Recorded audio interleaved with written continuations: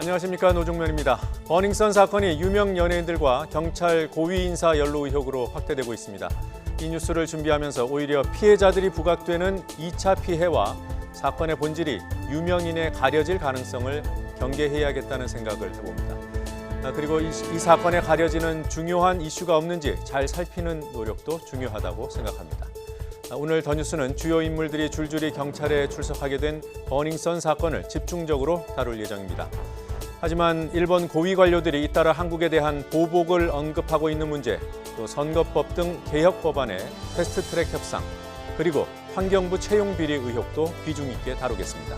잠시 주요 뉴스 정리하고 가수 승리 씨의 경찰 출석 현장으로 가보겠습니다. 성접대 알선 혐의를 받는 가수 승리가 잠시 뒤 경찰에 소환됩니다. 성관계 동영상 불법 촬영과 유포 혐의를 받는 가수 정준영 씨는 오전에 소환돼 조사를 받고 있습니다. 정 씨는 국민께 죄송하고 성실히 수사를 받겠다고 말했습니다. 민감용 경찰청장은 국회에 불려 나왔습니다. 버닝썬과 일부 경찰의 유착 의혹에 대해 사과하고 엄정한 수사를 약속했습니다. 수사와는 별개로 내부 감찰도 진행하겠다고 밝혔습니다. 미 국무부가 북한 인권 상황을 담은 2018 인권 보고서를 발표했습니다. 지독한 인권 침해라는 기존 표현이 삭제됐습니다. 하노이 북미 정상회담 이후 대화의 동력을 이어가려는 의도라는 분석입니다. 우리 대법원의 강제징용 배상 판결에 대해 일본 고위 인사들이 사실상의 보복 조치 가능성을 언급하고 있는 가운데 이 문제를 논의할 한일 외교부 국장급 협의가 잠시 뒤 서울에서 열립니다. 논의 결과는 비공개입니다. 일본의 향후 행보가 관심입니다. 사고 보인기에 대한 운항 금지가 전 세계로 확대되자 안전에 문제가 없다던 트럼프 대통령도 결국 사고 기종의 운항을 전면 금지했습니다. 사고 기종을 도입하려던 우리 항공사에도 비상이 걸렸습니다. 더 뉴스 본격적으로 시작합니다.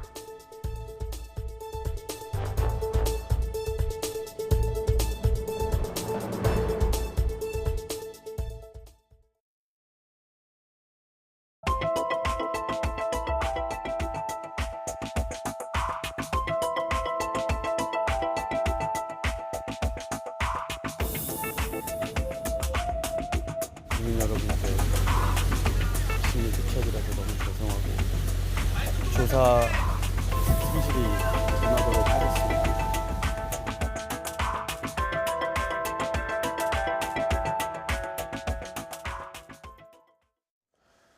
성매매 알선 혐의 피의자로 전환된 가수 승리 씨가 잠시 뒤에 경찰에 출석해 조사를 받게 됩니다. 앞서 오전에는 불법으로 성관계 영상을 촬영하고 유포한 혐의로 가수 정준영 씨가 소환돼 조사를 받고 있습니다. 현장 연결합니다. 자, 김태민 기자. 네, 서울지방경찰청입니다. 네, 모든 의혹의 발단이라고 볼 수 있는 승리 씨. 출석 시간이 임박한 겁니까? 네, 그렇습니다. 이번 의혹의 시작으로 하고 볼 수 있는 가수 승리 씨가 조만간 경찰에 출석해 조사를 받을 전망입니다. 가수 승리 씨는 클럽 버닝썬을 둘러싼 의혹으로 지난달 27일 자진 출석해서 참고인 조사를 받은 데 이어 두 번째 조사를 받게 됩니다. 하지만 오늘은 성매매 알선 혐의 피의자 신분으로 출석하게 됩니다. 승리 씨는 지난 2015년 문제가 된 카카오톡 대화방에서 외국인 투자자에게 성접대를 할 만한 여성을 물색하라는 지시를 내린 혐의를 받는데요. 이 대화방에서 승리 씨와 성접대 방안을 논의한 정황이 발견된 유리홀딩스 유모 대표 역시 오후에 피의자로 소환됩니다. 유리홀딩스는 승리가 공동대표를 맡았던 회사이고 유 대표는 승리의 친구입니다. 승리 씨는 앞서 한 차례 카카오톡 대화 내용이 조작됐다고 주장했지만 반대로 같은 대화방에 있던 정준영 씨는 자신에게 제기된 의혹을 모두 인정하고 사죄했습니다. 두 사람의 진술이 엇갈리는 셈인데 경찰은 같은 날 두 사람을 불러 카카오톡 대화 내용의 진위를 보다 정확히 파악하는 데 초점을 맞출 것으로 보입니다. 다만 경찰 관계자는 오늘 두 사람의 대질 조사는 이루어지지 않을 것이라고 설명했습니다. 아울러 승리 씨는 오는 25일 현역으로 군입대가 예정돼 있는데요. 군인 신분에서는 경찰 수사가 원활히 이뤄지기 어려운 만큼 그 전에 강도 높은 수사가 이어질 것으로 보입니다. 자, 그리고요. 가수 정준영 씨 몇 시에 출석을 했습니까? 네, 정준현 씨는 오늘 오전 10시 이곳 서울지방경찰청 광역수사대에 피의자 신분으로 출석했습니다. 검은 정장에 긴 머리를 묶은 차림으로 연신 몸을 낮추면서 등장했는데요. 국민에게 심려를 끼쳐 죄송하다면서도 혐의에 대한 질문엔 입을 닫았습니다. 같이 한번 들어보겠습니다. 너무 죄송하고요. 국민 여러분께 심리 끼쳐드려서 너무 죄송하고 조사 성실히 임하도록 하겠습니다. 죄송합니다. 죄송합니다. 오늘 경찰에 휴대폰 원본 제출하실 겁니까? 죄송합니다. 오늘 조사 받으면서 잘 성실히 범행 당시 정 씨는 성관계 장면을 몰래 촬영하고 이 영상들을 카카오톡 대화방에서 지인들에게 퍼뜨린 혐의를 받고 있습니다. 지난 2015년 말부터 8개월 동안 드러난 피해자만 10명에 달합니다. 앞서 정 씨는 이미 2차례나 불법 촬영 혐의로 수사를 받았지만 모두 무혐의 처분을 받아 경찰의 부실 수사 논란까지 불거진 상황입니다. 네, 정 씨는 지금 어떤 혐의에 대한 조사를 받고 있는지도 궁금합니다. 어떻습니까? 네, 이번 논란은 정 씨가 카카오톡 대화방에서 지인들과 나눈 내용이 유출되면서 처음 시작했습니다. 따라서 경찰은 정 씨를 상대로 이렇게 유출된 내용이 실제로 이뤄진 게 맞는 건지 진위를 따져 물을 것으로 보입니다. 이후에는 이 대화가 이뤄지게 된 전후 배경을 추궁해 그동안 제기된 의혹 전반을 확인하는 절차가 이뤄질 전망입니다. 현재 정 씨의 카카오톡 대화방에서 나온 메시지만 수만 건에 달하는 만큼 확인 절차에도 상당한 시간이 걸릴 것으로 보입니다. 경찰은 어제에 이어 오늘도 정 씨의 카카오톡 대화방이 유출된 것으로 확인된 사설 포렌식 업체를 압수수색해 자료를 확보하고 있습니다. 또 마약 의혹을 확인하기 위해 정 씨로부터 모바일 등을 제출받아 정밀 분석을 의뢰할 예정입니다. 아울러 문제가 된 시기 전후에도 비슷한 일을 벌였는지에 대한 확인도 필요한 만큼 조사에는 상당한 시간이 걸릴 것으로 전망됩니다. 지금까지 서울지방경찰청에서 YTN 김태민입니다. 유명 연예인과 경찰 고위 인사 연루 의혹으로 확대되고 있는 버닝썬 사건. 취재 일선에서 뛰고 있는 기자들과 각종 의혹을 짚어보겠습니다. 사회부 김대근 기자, 또 문화부 박석영 기자 나와 있습니다. 어서 오십시오. 자, 승리 씨가 참고인 혐의로는 한번 조사를 받았어요. 피의자로는 처음이고요. 네, 어떤 혐의로 조사를 받게 됩니까? 네, 성매매를 알선했다 이런 혐의를 받고 있습니다. 그러니까 성매매를 알선, 그 성접대를 지시한 것으로 보이는 카카오톡 대화 내용이 공개가 되면서 지난달에 논란이 불거지지 않았습니까? 예. 그래서 공개된 이후에 경찰이 내사에 착수했는데 내사에 착수한다는 소식이 전해지자마자 밤에 승리가 긴급하게 경찰에 출석을 했습니다. 예. 그런데 그때는 내사 단계였고 그래서 이제 참고인 신분으로 조사를 받았던 건데요. 그런데 오늘은 피의자 신분으로 조사를 받게 됩니다. 예. 경찰이 그 성접대가 일어난 것으로 추정되는 클럽 아레나를 압수수색하는 과정에서 그 승리를 피의자 신분으로 전환을 한 겁니다. 예. 그런데 경찰은 이 압수수색 영장을 신청하기 위해서는 피의자 신분으로 전환해야 했다라고 설명하지만 일부에서는 좀 더 구체적인 정황이 나왔기 때문에 혐의가 좀 더 구체적으로 드러났기 때문에 예. 피의자 신분으로 전환한 게 아니냐 이런 분석도 나오고 있습니다. 예, 그것 이외에도 여러 가지 의혹들이 있지 않습니까? 네, 그렇습니다. 그 승리 관련해서 뭐 버닝썬의 실제 소유주가 아니냐 이런 의혹도 계속 나오고 있고요. 네. 그리고 승리로 추정되는 남성이 네. 풍선, 해피벌룬으로 보이는 그 풍선을 흡입하는 것으로 네. 보이는 그런 사진이 인터넷에 또 떠돌기도 했거든요.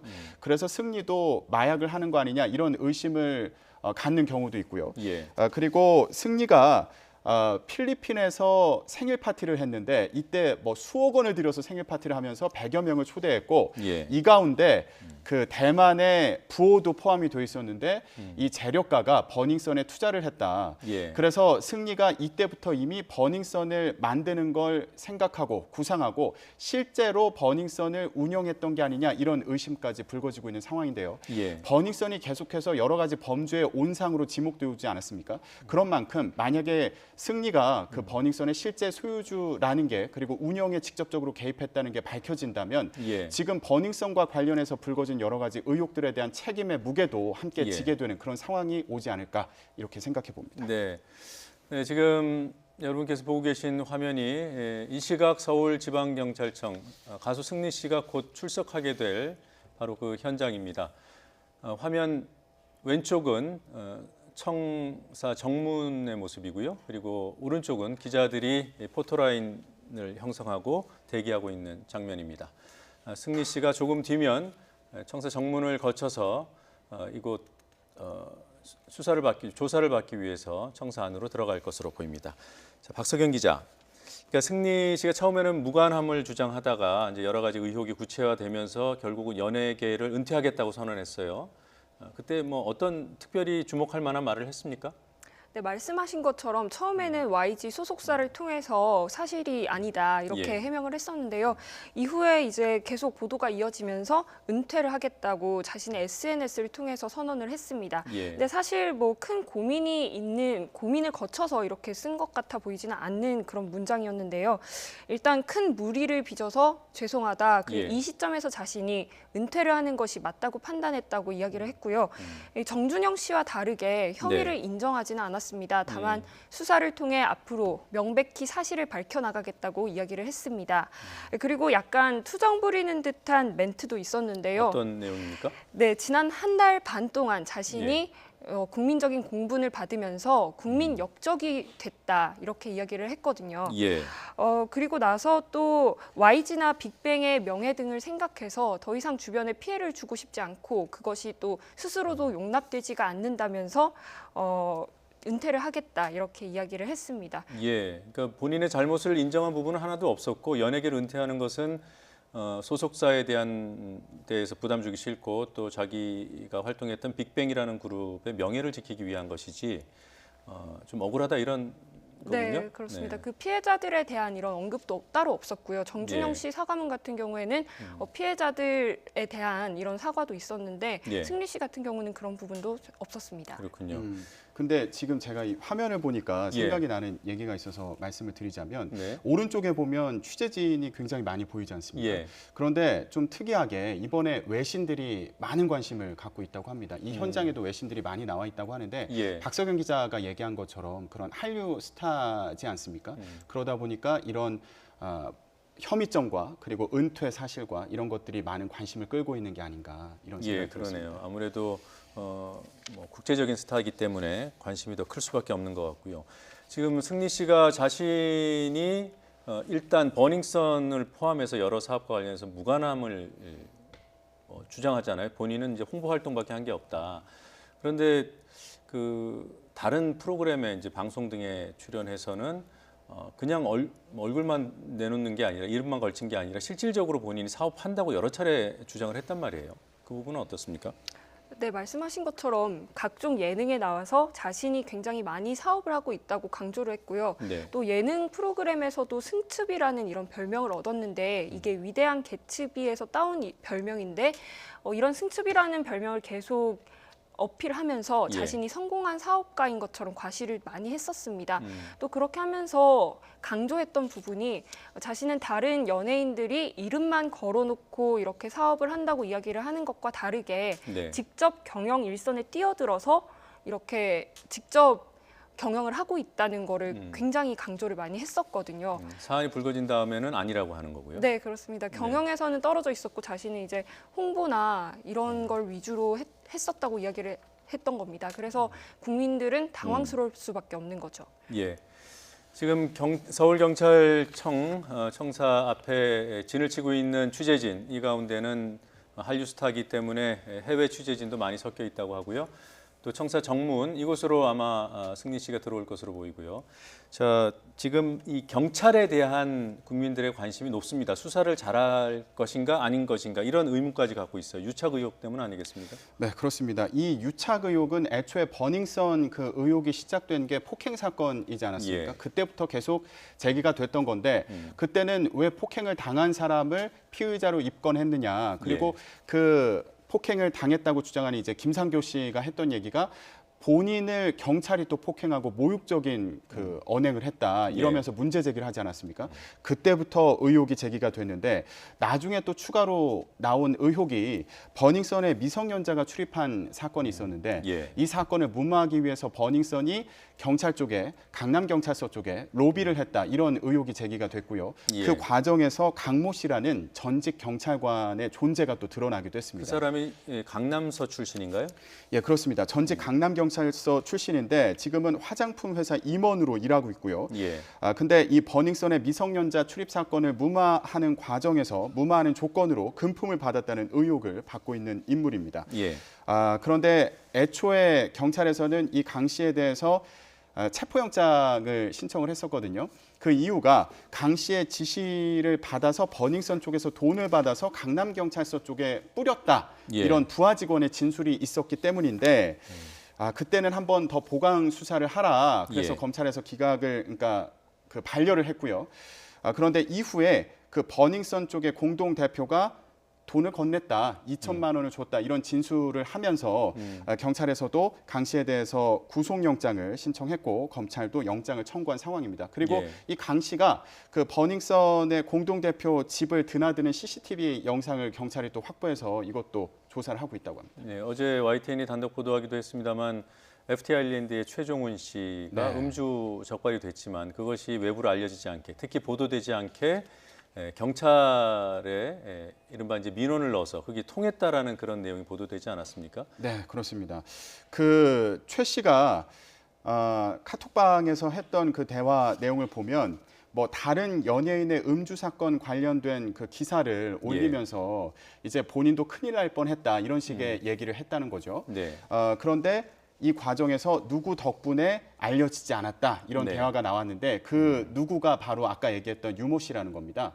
그 유리홀딩스의 공동대표인 유모 씨가 네. 손을 써줘서 보도가 되지 않았다 이런 얘기를 나눴다는 건데 근데 또 그 카톡 내용을 보면 예. 그 수사를 담당했던 팀장, 경찰 팀장이 이 최종훈 씨에게 생일 축하한다고 전화를 했다는 거예요. 그 카톡 네. 대화, 카톡 내용을 들여다보면 그런 부분이 확인된다는 거죠. 예, 그렇습니다. 카톡 대화 내용을 보면 이제 그런 부분이 나온다는 건데 결국에는 이 최종훈 씨가 음주 단속에 적발이 됐는데 예. 근데 이게 보도되지 않도록 하는 과정에서 경찰 쪽에 로비를 한 게 아니냐 이런 의심을 살 수밖에 없는 정황이 그 카카오톡 대화 내용을 통해서 드러난 거죠. 그러니까 최종훈 씨가 직접 경찰의 도움을 받은 것이 아니라 유모 씨라는 분, 그러니까 유리홀딩스의 대표였던 그분의 도움을 얻었다라는 내용을 본인들 카톡방에다가 자랑삼아 썼다는 거잖아요. 예, 지금까지 그렇게 알려졌는데 이 유 씨 같은 경우에 그래서 오늘 또 소환 조사를 받지 않습니까? 오후에? 오늘 오후에 소환되는 거죠. 예, 네. 그렇습니다. 그래서 지금 뭐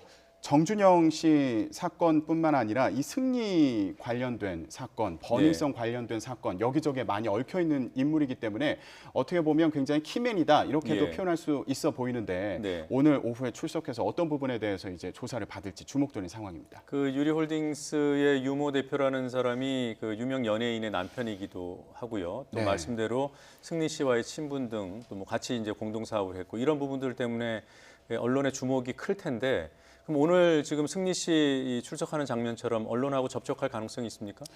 사실 이 유모 씨 같은 경우에는 유리홀딩스의 이제 그 투자사의 공동 대표기도 하고 네. 이 투자사가 버닝썬의 지분도 갖고 있고 네. 버닝썬이 여러 가지 이제 논란이 되고 있는 상황이고요.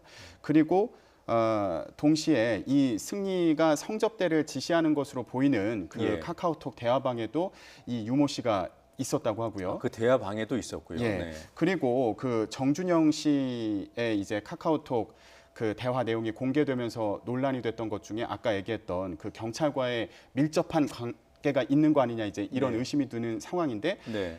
이 과정에서 유모 씨가 역할을 한 거 아니냐 아까 얘기했던 그 최종훈 씨 그 음주 운전 관련해서 무마, 보도를 네. 무마하는 과정에서 또 경찰에 로비를 한 거 아니냐 거기서 역할을 한 거 아니냐 이런 의심을 받고 있기 때문에 주목이 될 수밖에 없습니다. 네. 그래서 오늘 아침에 뭐 정준영 씨 그 경찰에 출석할 때도 포토라인에 서서 질문을 받았고요. 네. 그리고 이제 승리 씨 같은 경우에도 포토라인에 서게 될 텐데 네. 유모 씨 같은 경우에는 굉장한 부담감을 나타낸 것으로 보이고요. 네. 그리고 본인이 일반인이기 때문에 포토라인에 이제 서는 것이 부담스럽다 이런 의견을 밝힌 것으로 보이는데 네. 그래서 따로 포토라인에 세우지는 않을 것으로 보입니다. 그래서 네. 이제 시간이라든가 또 어디로 들어올지 이런 부분은 공개되지 않은 상황입니다. 네, 그렇죠. 유모 씨는 아직 그 공인이라고 할 수 없기 때문에 포토라인에는 서지 않을 것이라고 합니다.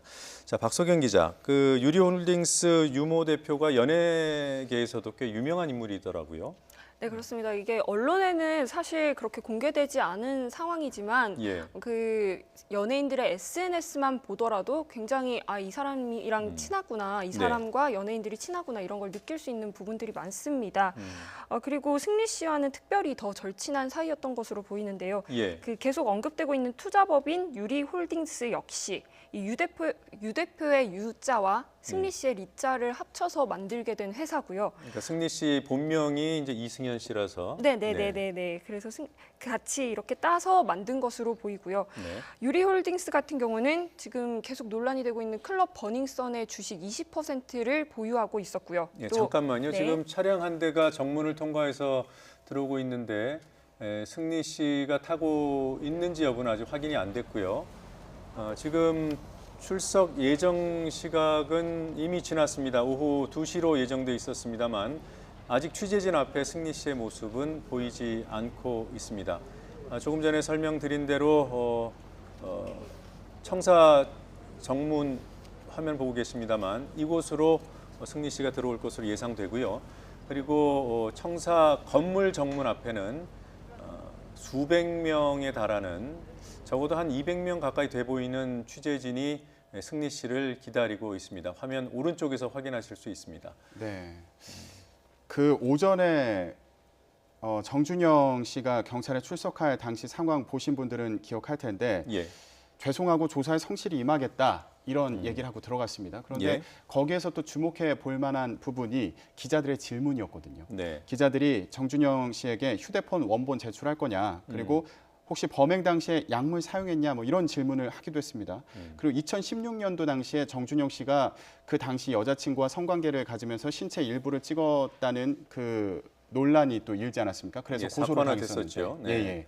그래서 그 당시에 이 사건 관련해서 뒤를 봐준 경찰이 있는 거 아니냐 네. 이런 질문을 하기도 했습니다.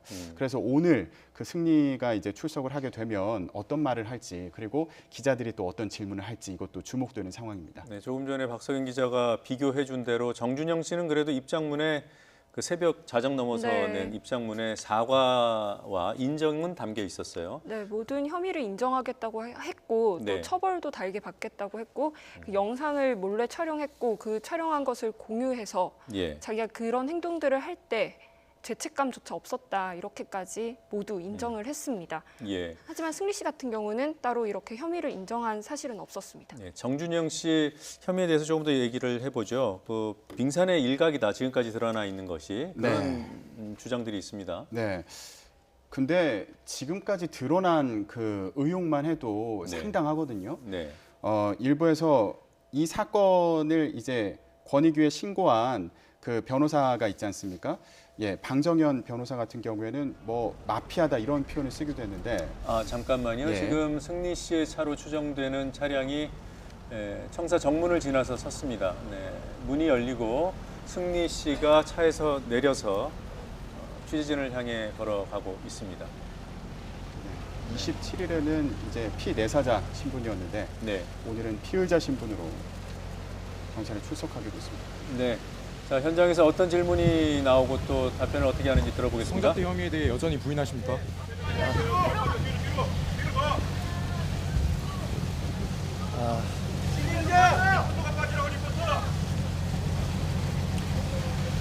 국민 여러분과 드론에서 상처받고 피해받으신 모든 분들께 다시 한번 고개 숙여 사죄드립니다.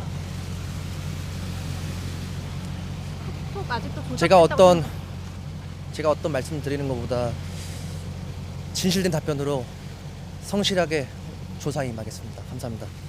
버닝썬 지금 실소유자 맞습니까? 버닝썬 안에서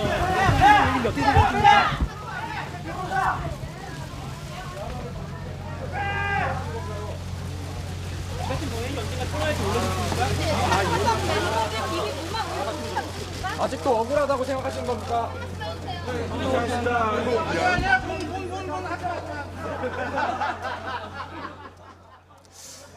네, 승리 씨가 준비해온 얘기를 간단하게 하고 취재진의 질문에는 답변하지 않은 채 청사 안으로 들어갔습니다. 지금 보고 계신 화면은 방금 전 차에서 내려서 취재진 앞에 서는 모습입니다. 네, 기자들과의 문답 잠시 다시 들어보죠. 성접대 혐의에 대해 여전히 부인하십니까?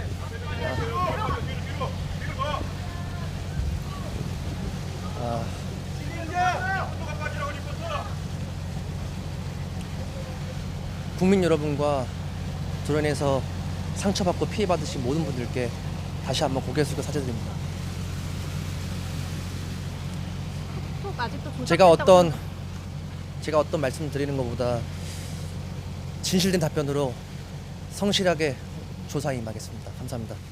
버닝썬 지금 실소유자 맞습니까?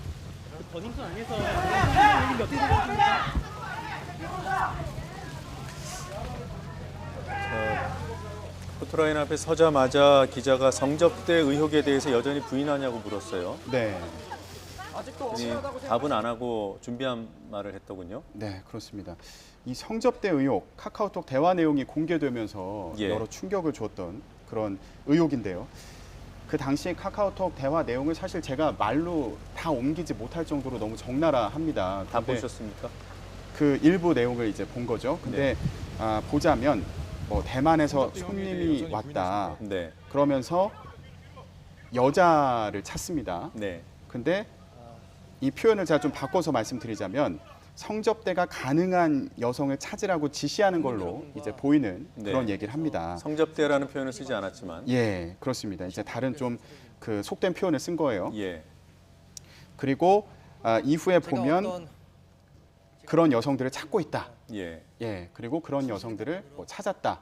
이렇게 추정해 볼 수 있는 그런 대화들이 오갔거든요. 그래서 이 대화를 통해서 경찰은 내수에 착수를 했고 네. 승리에게 그 성매매 알선 혐의를 적용해서 오늘 이제 피의자 신분으로 출석을 하게 된 건데, 예, 근데 일부에서는 이 승리의 혐의를 입증하기 위해서는 성매매 상대방인 여성에게 성관계 대가가 네, 그 전달된 증거가 있어야 된다 이런 분석을 하기도 하더라고요.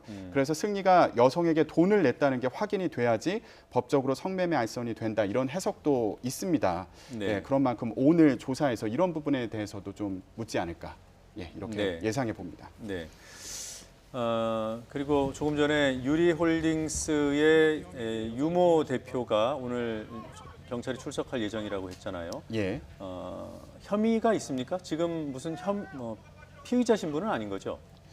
그 지금 성매매 알선 혐의와 관련해서 그 카톡방에 있던 사람들이 다 같이 입건이 된 상황이거든요. 그러니까 이 사람도 혐의가 적용이 돼서 네. 출석을 하는 거라고 볼 수 있겠죠. 그리고 제가 그 성매매 알선과 관련된 그 의혹 말고도 이 유모 씨 같은 경우에는 아까 말씀드린 것처럼 경찰과 유착된 그 의혹도 있는 만큼 이 부분에 대해서도 조사를 할 것으로 보이고요. 네. 그리고 버닝썬의 지분을 또 갖고 있지 않습니까?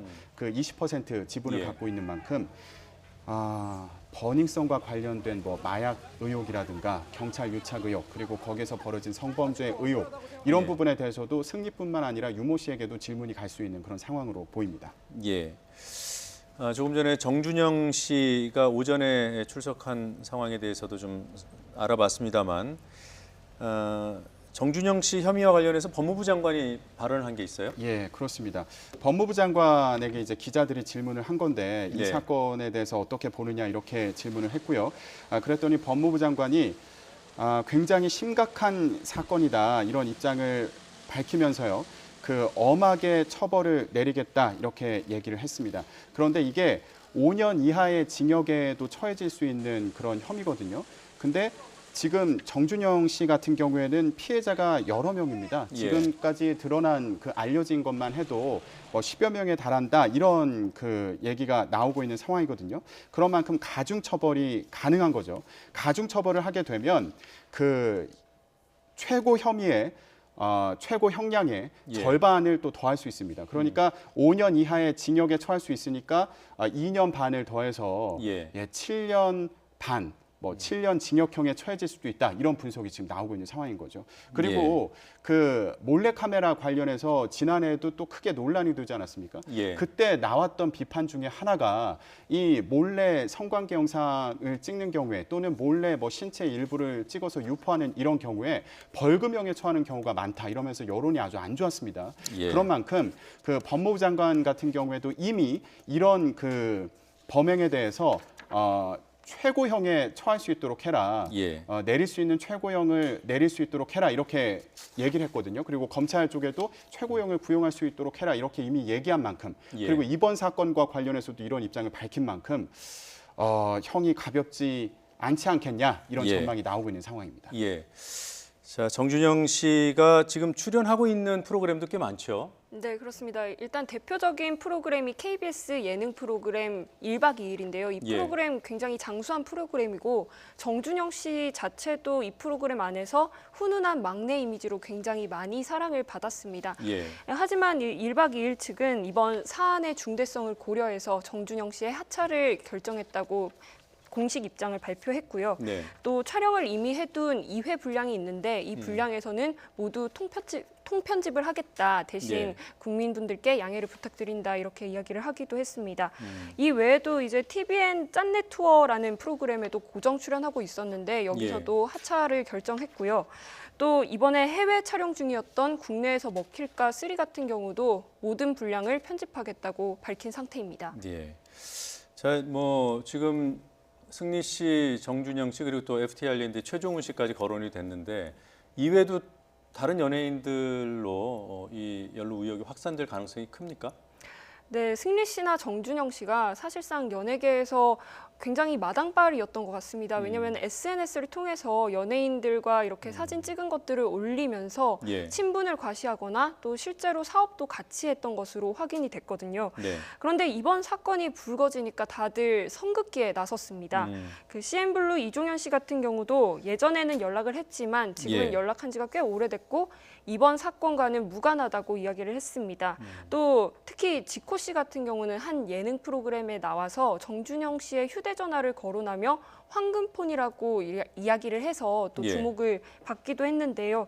이 황금폰이라고 말했던 것은 그 자신이 정준영 씨 휴대전화에 있는 지인의 연락처 목록만 본 것이지 예. 관련 이번 사건과는 무관하다고 SNS를 통해서 또다시 해명을 했습니다. 네. 하지만 여전히 부인하십니까? 용준영 씨 같은 경우는 가장 먼저 이름이 거론됐던 연예인인데요. 예. 처음에는 짜깁기 보도다. 자기는 단톡방에 들어간 적이 없었다. 이렇게 해명을 했었는데 오늘 오전에 갑자기 사실 어제 참고인 조사를 받았고 자신도 뭐 완전 직접적인 영상은 아니지만 정준영 씨가 보내준 영상을 봤다. 예. 그리고 이 모든 책임을 통감하고 하이라이트라는 자신의 그룹에서 탈퇴하겠다. 이렇게 예. 밝힌 상태입니다.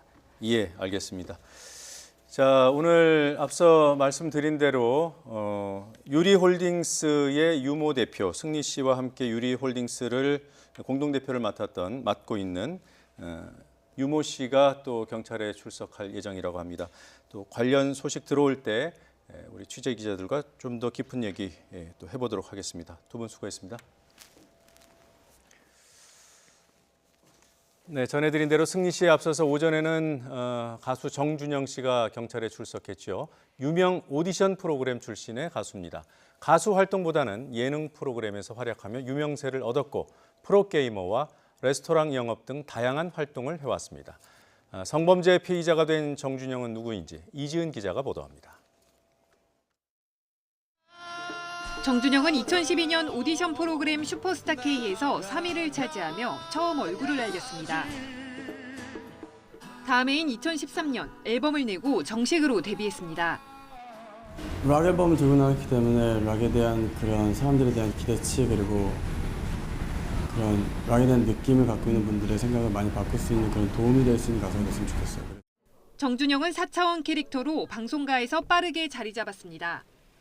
제가 보기엔 4차원은 아니고 놀리는 걸 너무 좋아하니까 그런 부분도 있고 솔직한 면들이 많기 때문에 사람들이 이렇게 생각해 주시는 것 같아요.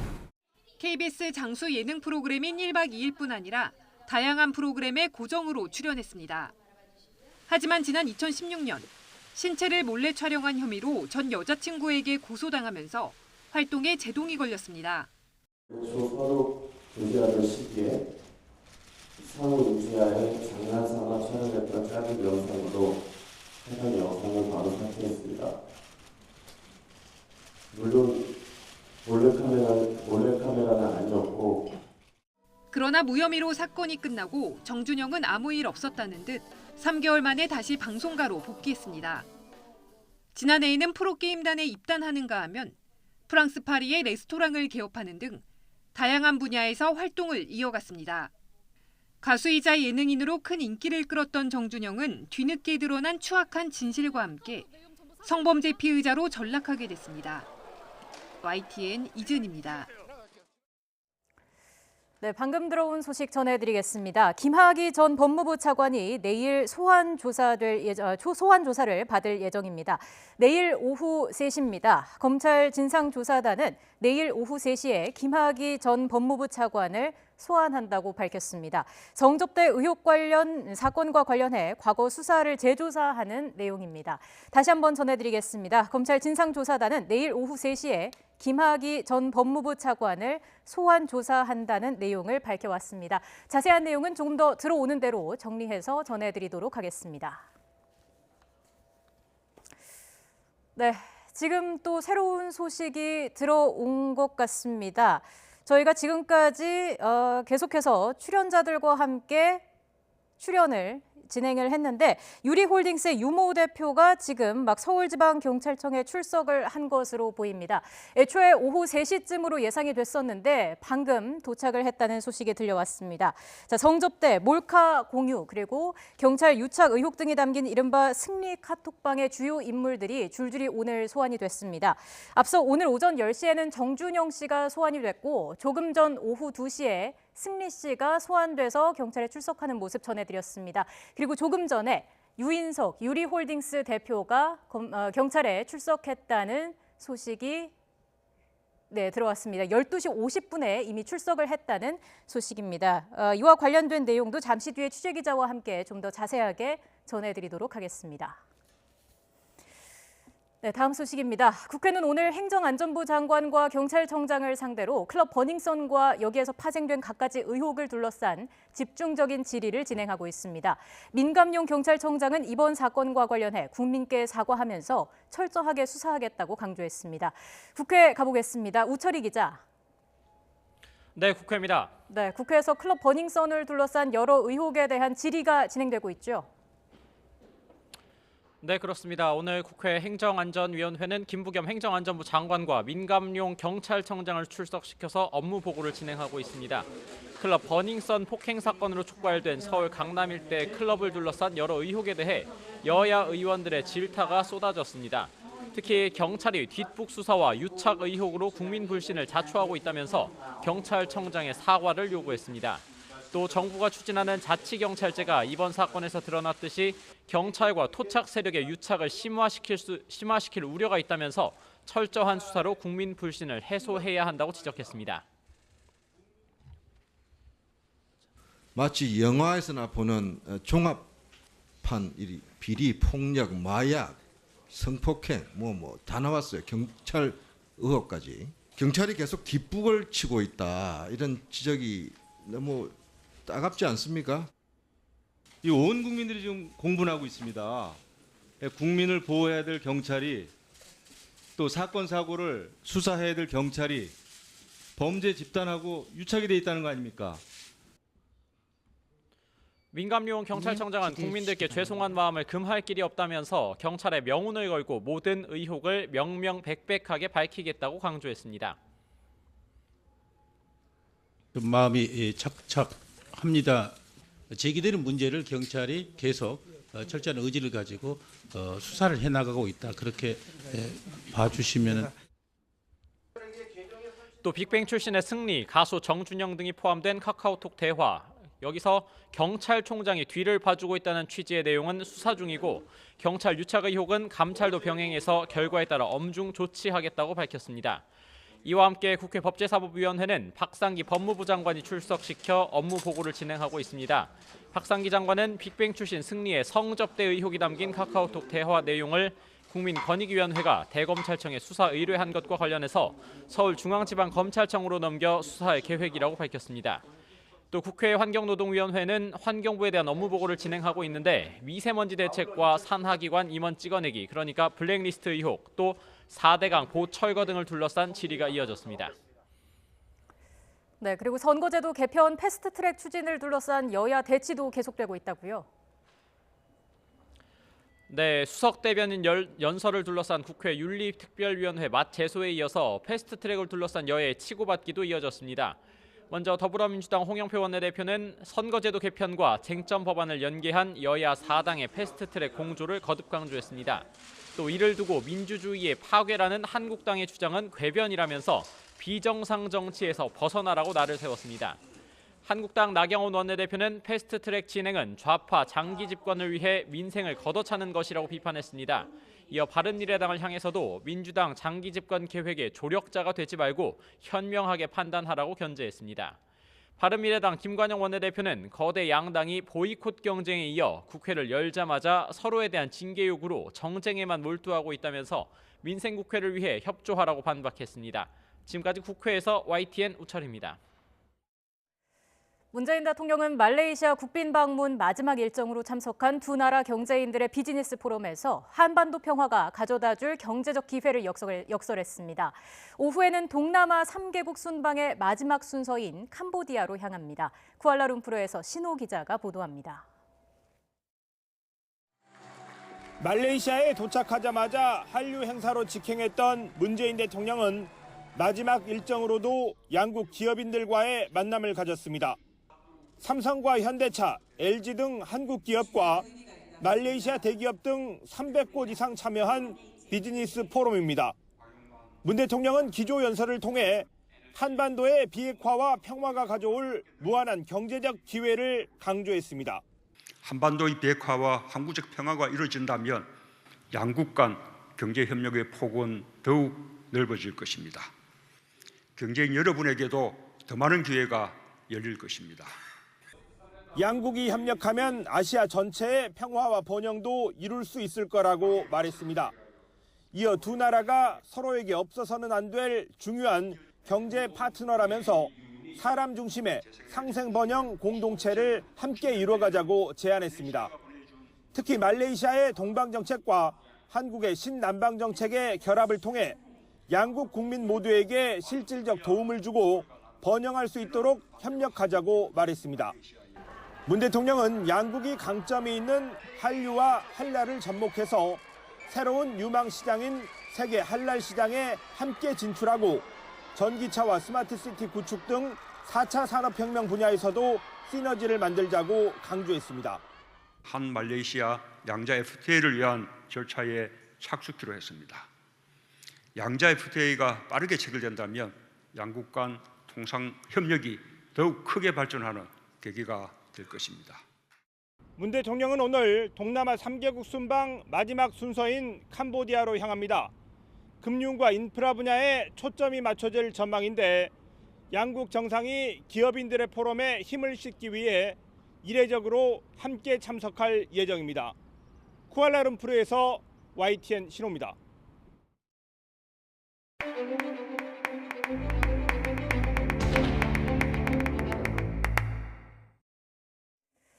오늘 한일 외교국장급 협의가 열립니다. 강제징용 배상 판결 등에 대한 논의가 이루어질 것으로 보입니다.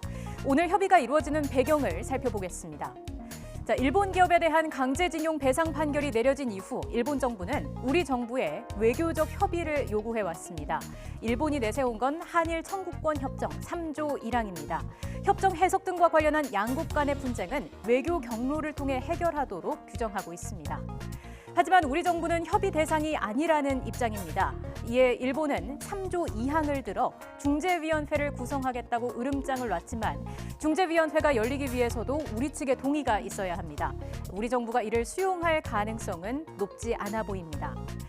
이런 가운데 일본 정부의 생각을 엿볼 수 있는 강경 발언이 잇따라 나왔습니다. 사흘 전 교도통신은 익명 고위관리의 말을 인용해서 관세 인상과 주한 일본 대사 소환 가능성 등을 보도했습니다.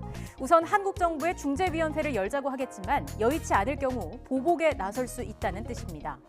그리고 다음 날 아소다로 부총리의 공개 발언이 있었습니다. 교도통신 보도에서 한 발 더 나갔습니다. 관세 인상 외에 송금 정지, 비자 발급 정지 등의 조치를 언급했습니다. 어제 일본 정부의 대변인격인 스가 요시히데 관방장관의 발언까지 나왔습니다. 일본 정부로서 모든 선택지를 눈앞에 두고 적절히 대응해 나갈 생각이라며 아소 부총리의 발언에 힘을 실었습니다. 우리 정부는 일본이 보복 조치를 취할 경우 일본 경제에도 영향이 예상되는 만큼 실현 가능성은 높지 않게 보고 있습니다. 다만 일본의 보복 조치에 대해 각종 대응 방안은 준비하고 있다고 밝혔습니다. 오늘 한일 외교국장급 협의는 결과가 공개되지는 않지만 강제징용 문제와 관련해 두 나라가 어떤 방향을 잡을지에 따라 양국 관계에도 적잖은 영향을 미칠 것으로 보입니다. 다음 소식입니다. 환경부 산하기관 임원 채용 과정에서 사전에 면접 자료를 제공받는 등 특혜가 의심되는 인물이 10여 명에 달하는 것으로 확인됐습니다.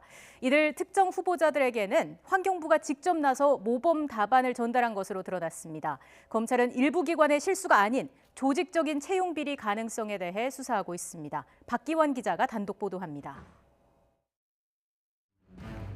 이른바 환경부 블랙리스트로 불리는 문건이 작성된 건 지난해 1월. 이후 20여 명이 한국환경공단을 비롯한 환경부 산하기관 임원에 새로 임명됩니다.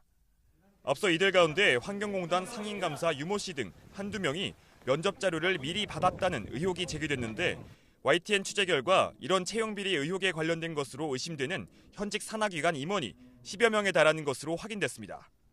지난해 이후 임명된 환경부 산하기관 전체 임원 가운데 절반에 가까운 숫자입니다. 특혜 받았다는 사실 인정하십니까? 특혜 있으셨던 거 맞습니까? 이들을 하나하나 불러 조사 중인 검찰은 환경부에서 직접 나서 후보자에게 면접 자료를 보낸 정황도 포착한 것으로 알려졌습니다. 환경부가 임원 추천위원회 면접이 열리기 전 일부 후보자에게 이메일 등을 보냈는데 면접에 유리한 참고용 내부 문건들도 이때 함께 전달된 것으로 전해졌습니다. 공모에 참여한 전체 후보자 가운데 특정 인물만 골라 일종의 모범 답안을 건넨 셈입니다. 면접 자료를 고리로 한 채용 비리 의혹이 사실로 확인될 경우 검찰 수사는 환경부를 넘어 청와대로 향할 것으로 보입니다. 산하기관 기관장 임명권자가 대통령인 점을 볼 때 환경부가 청와대 인사 관여 없이 채용 특혜를 줬다고 보기 어렵기 때문입니다. 청와대는 앞서 이에 대해 청와대가 장관의 임명권 행사를 감독하는 것은 너무도 정상적인 업무 절차라고 해명하기도 했습니다. 조직적 채용 비리의 가능성이 점차 커지는 가운데 검찰이 그 책임을 어디까지 물을 수 있을지 관심이 쏠리고 있습니다. YTN 박기환입니다. 고용노동부는 노조가 없는 사업장에서 3개월이 넘는 탄력근로제를 도입하면 근로자 대표의 서면 합의를 받았는지 면밀히 감독할 방침입니다. 중소기업들은 노사정이 합의한 최대 6개월의 탄력근로 확대로는 부족하다며 1년으로 늘려달라고 요구하고 나섰습니다. 보도에 김장하 기자입니다. 사회적 대화기구인 경산호위는 근로시간 단축 안착을 위해 지난달 탄력근로 단위 기간을 최대 6개월로 확대하기로 합의했습니다. 그러면서 3개월이 넘는 탄력근로제는 근로자 대표와 서면 합의를 받아야 한다고 규정했습니다. 하지만 노조가 없는 대다수 사업장에서는 노동자 의사와는 무관하게 탄력근로제가 도입될 수 있다는 우려가 제기됐습니다. 탄력근로제가 미조직 노동자들에게 대부분 근로자 대표 협의 합의로 예외를 인정하게 되어 있는데요. 사실은 노조가 없는 미조직 노동자들에게는 별로 실효성이 없는 그런 담보죠. 실제로 고용노동부가 근로시간 단축에 들어간 지난해 7월 이후 장시간 노동사업장 600여 곳을 대상으로 점검해 보니 18%가 근로시간을 위반한 것으로 나타났습니다. 처벌을 하지 않는 계도기간이었지만 노동조합이 있는 대기업에서도 근로시간 위반이 다수 발생한 겁니다. 고용노동부는 노조가 없는 사업장에서 3개월이 넘는 탄력 근로제를 도입하면 근로자 대표와 합의를 제대로 했는지 감독하겠다고 밝혔습니다. 또 탄력 근로 확대에 따른 임금 보존 방안을 형식적으로 제출하는 사업장은 정부가 명백히 제재할 것이라고 강조했습니다. 이런 가운데 중소기업과 소상공인 단체들은 이번 임시국회에서 탄력 근로 단위 기간을 최대 1년으로 확대하는 법 개정을 촉구했습니다. 최소한 50인 미만 영세사업장이라도 1년까지 활용할 수 있도록 해줄 것을 다시 한번 촉구드립니다. 중소기업계는 이와 함께 최저임금을 일정 기간 동결해야 한다고 주장했습니다. YTN 김장하입니다. 미국 정부가 발표한 연례 인권 보고서에서 북한의 인권 침해에 대해 정권의 책임을 직접 거론하지 않았습니다. 북한을 자극하는 표현을 자제하며 북미 대화의 동력을 이어가려는 노력으로 풀이됩니다. 워싱턴에서 김희준 특파원이 보도합니다. 미 국무부가 발표한 2018년 국가별 인권 보고서에 북한 부분은 29장 분량으로 담겼습니다. 인권 문제들은 다음과 같다란 서술로 시작해 정부에 의한 불법적 살해와 강제 실종, 고문, 혹독한 강제 수용소 등을 조목조목 나열했습니다. 그런데 지난해 북한 주민은 정부의 지독한 인권 침해에 직면했다던 표현은 사라졌습니다.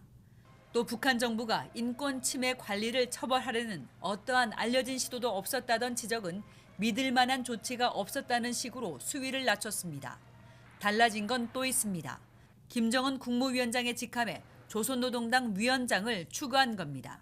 북한 최고 권력자의 위상을 명시해 준 것으로 보입니다. 2차 북미 정상회담 결렬 뒤 협상을 이어가기 위해 북한을 덜 자극하겠다는 의도로도 읽힙니다. 폼페이오 국무장관도 관련 브리핑에서 북한 문제를 콕 집어 거론하지 않았습니다. We have told those who disgrace the concept of human dignity they will pay a price, that their abuses will be meticulously documented and then publicized. 다만 국무부는 북한의 인권 침해가 세계 최악의 수준이라는 점은 분명히 했습니다. It's still one of the worst human rights situations in the world. It has not improved, and that's going to be part of our effort for some time to come. 한편 폼페이오 장관은 전날 별도 인터뷰에서 김 위원장이 비핵화 약속을 이행하지 않는다고 거듭 압박했습니다. 또 김 위원장이 하노이에서 한 핵미사일 시험 중단 약속은 유지될 것이라며 동창리 발사장 복구 움직임에도 경고를 보냈습니다. 워싱턴에서 YTN 김희준입니다. 스티븐 비건 미 국무부 대북 특별대표가 내일 뉴욕에서 유엔 안전보장이사회와 주요국 대표들과 회담을 갖고 대북 제재를 논의합니다. 미 국무부는 비건 대표가 이번 회담에서 하노이 2차 북미 정상회담과 최종적이고 완전히 검증된 북한 비핵화까지 안보리 제재 결의의 완전한 이행을 위한 노력을 논의할 예정이라고 밝혔습니다. 비건 대표의 뉴욕 방문은 하노이 정상회담 결렬 이후 트럼프 정부의 대북 압박 행보의 일환으로 풀이됩니다. 앞서 비건 대표는 북한이 하노이 회담에서 부분적인 영변 핵 폐기의 대가로 전체 제재 해제를 요구했다며 수용할 수 없는 제안이라는 입장을 명확히 한 바 있습니다. 이에 따라 이번 뉴욕 방문을 통해 안보리 제재의 강력한 이행을 위한 국제사회의 동참을 촉구할 것으로 예상됩니다. 더 뉴스 60초 뒤에 이어가겠습니다.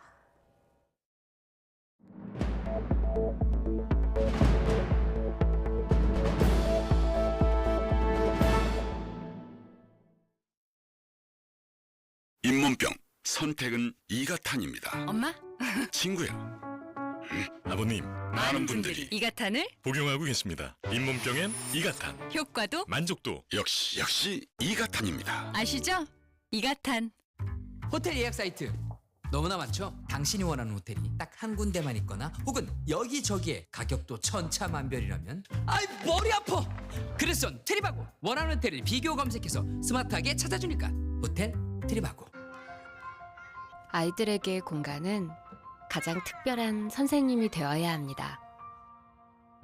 맑은 공기로 언제나 깨끗한 자연을 느끼게 해줘야 하고 에어컨의 직바람이 아이들의 꿈을 깨우지 않아야 합니다. 디테일의 차이를 아는 당신의 선택. 삼성 시스템 에어컨 360. 바람 없이 시원한 삼성 무풍 시스템 에어컨.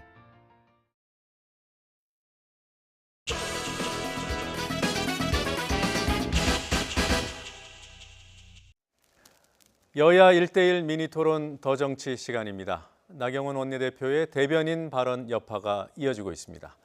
대부분 발언으로 인한 충돌에 관심에 초점을 맞추고 있지만 오늘 더 정치에서는 좀 더 본질적인 문제, 두 정당의 대북관, 외교관에 대한 토론을 진행해 보겠습니다.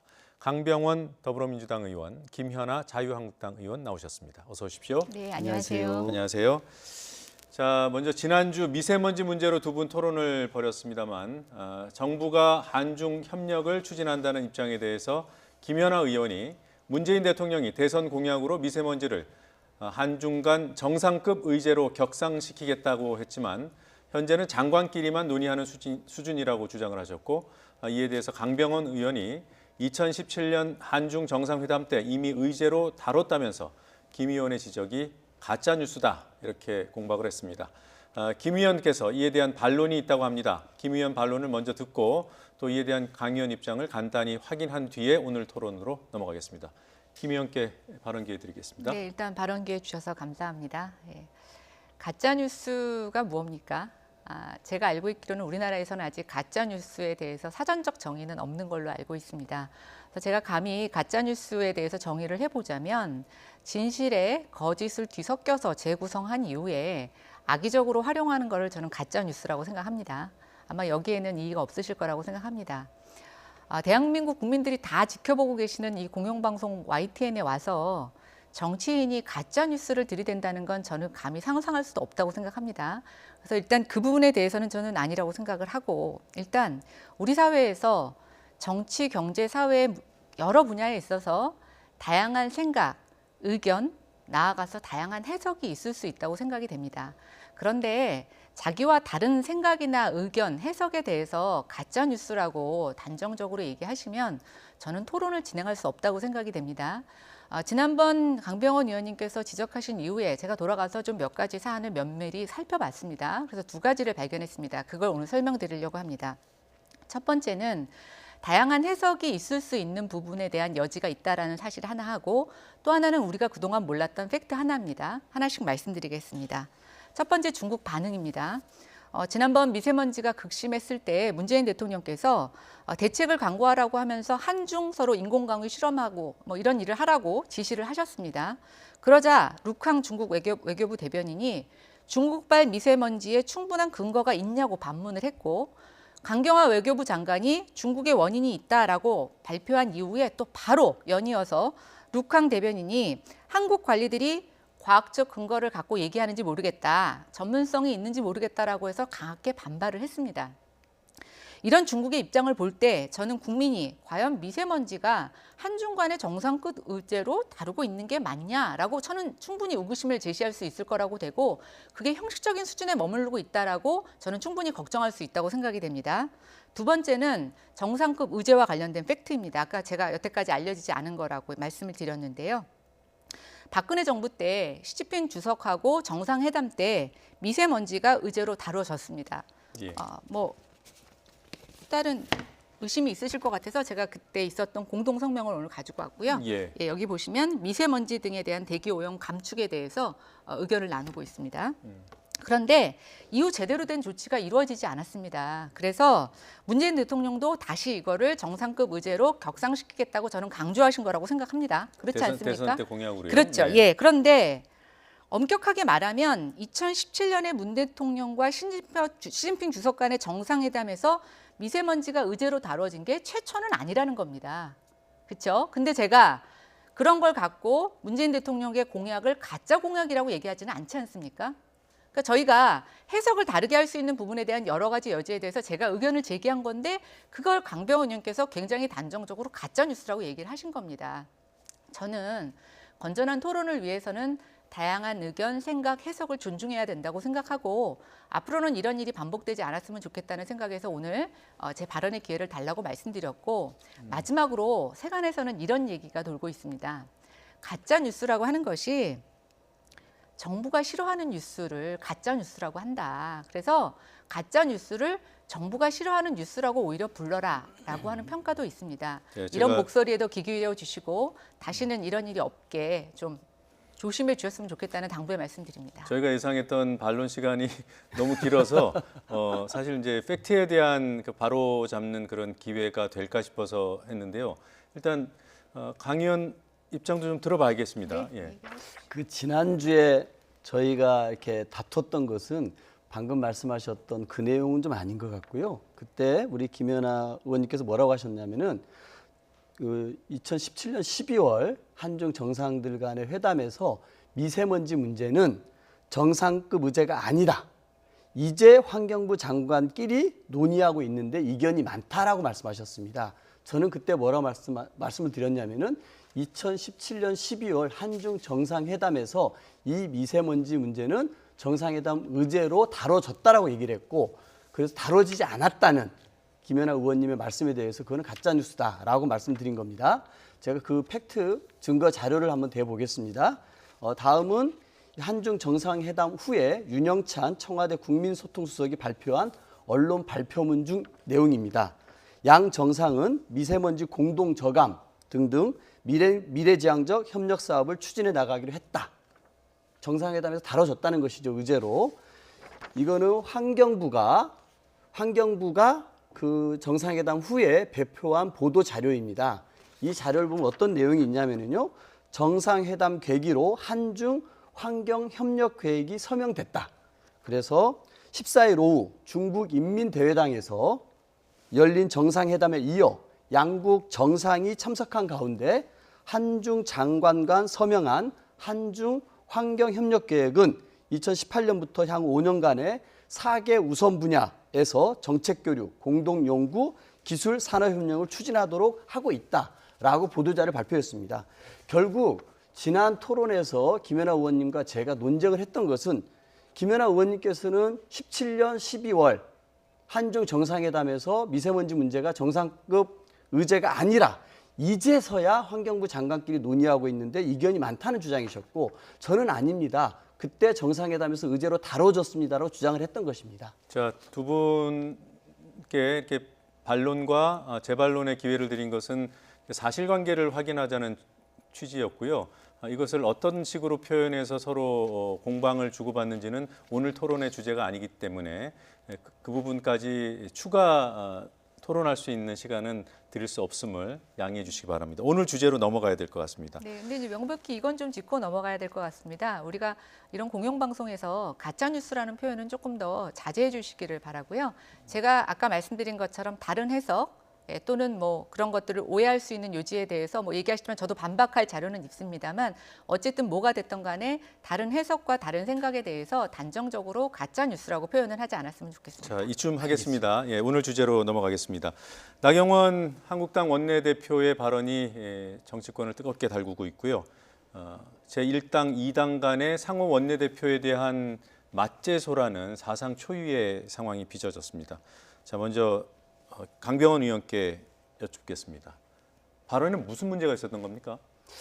저는 그 문재인 대통령을 김정은의 수석 대변인이라고 얘기를 하셨지 않습니까? 근데 이거를 그렇게 지칭하진 않았죠. 외신 인용이라고, 네. 외신을 인용했을 뿐이라고 얘기를 했는데 저는 굉장히 책임을 회피하는 좀 이렇게 비겁하고 무책임한 변명이라고 생각이 듭니다. 왜 그러냐면은 나경원 원내대표의 연설의 처음부터 끝은 좌파 정권, 좌파 독재, 좌파 포로 정권, 운동권 외교, 먹튀 정권, 연료 정권 해서 색깔론으로 철저하게 이 문재인 정부의 성격과 이 정책들을 좌파로 규정하는 속에서 나왔던 겁니다. 그렇기 때문에 김정은의 수석 대변인이라는 표현은 본인의 입맛에 맞는 표현을 차용한 것이지 이게 마치 외신을 인용했을 뿐 내 뜻은 아니다라고 한다라면은 전체 연설문하고 너무나 어긋나는 저는 주장이라고 봅니다. 저는 공당의 대표 연설치고는 너무나 좀 실망스러운 연설이 아니었나 생각이 듭니다. 예, 이러한 평가에 대해서 어떻게 생각하십니까? 공당의 대표 연설 중에 실망적인 연설은 많죠. 예, 뭐 저는 그건 이번만 얘기는 아니라고 생각하고요.